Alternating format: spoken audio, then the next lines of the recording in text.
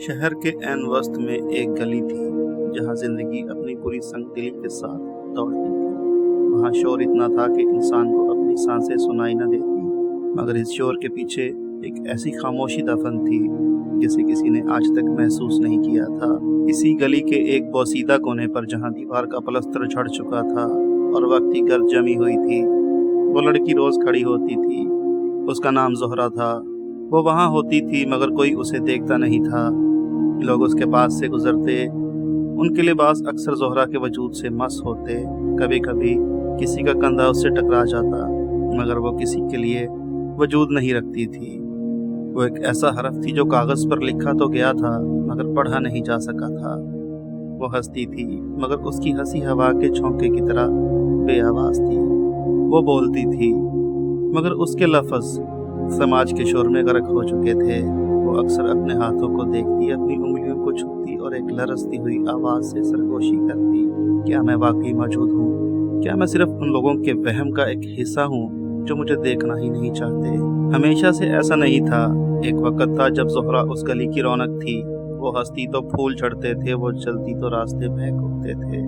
उसकी दुनिया उसकी माँ थी, एक ज़ईफ वजूद जिसकी आंखों की बिनाई ज़ोहरा के चेहरे से वाबस्ता थी।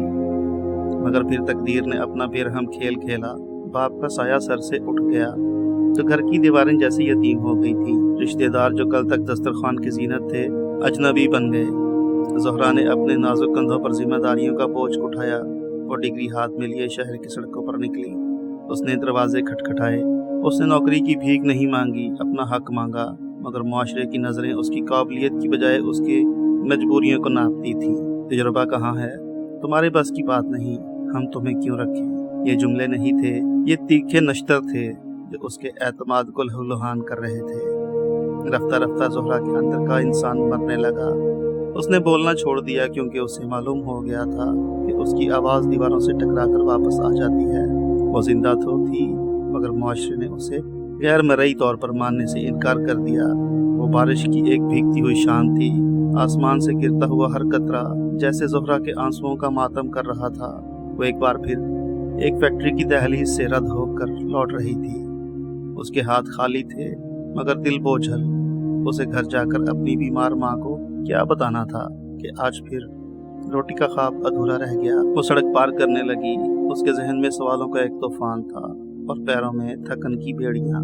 अचानक एक तेज रोशनी ने उसकी आंखों को चुंधिया दिया था।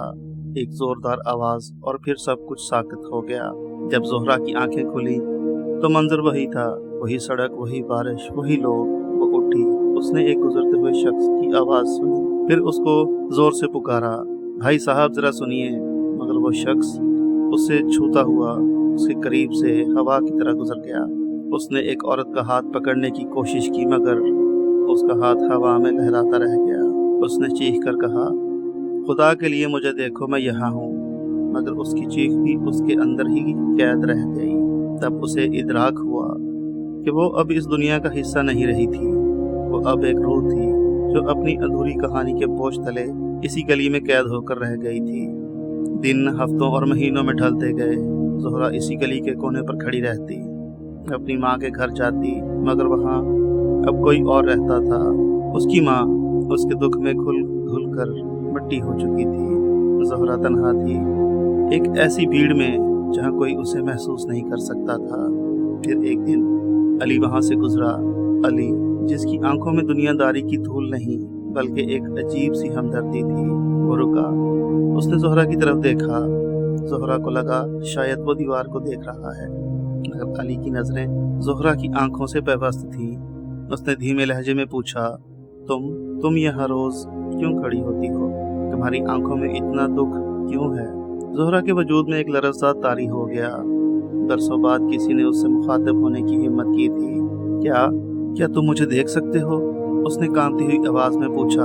अली मुस्कुराया, हाँ मैं देख सकता हूँ। तुम इतनी वाज़ेह हो, फिर ये सवाल क्यों? ज़ोहरा की आंखों से आंसू बह निकले। क्योंकि बरसों से मैंने खुद को एक साया समझ लिया था। किसी ने मुझे देखा ही नहीं, किसी ने मुझे महसूस तक नहीं किया। अली रोज़ आता, वो ज़ोहरा के पास बैठता और ज़ोहरा उसे अपनी पूरी ज़िंदगी सुनाती। उसने बताया कि कैसे एक इंसान जीते जी मर जाता है, जब उसे नज़रअंदाज किया जाता है।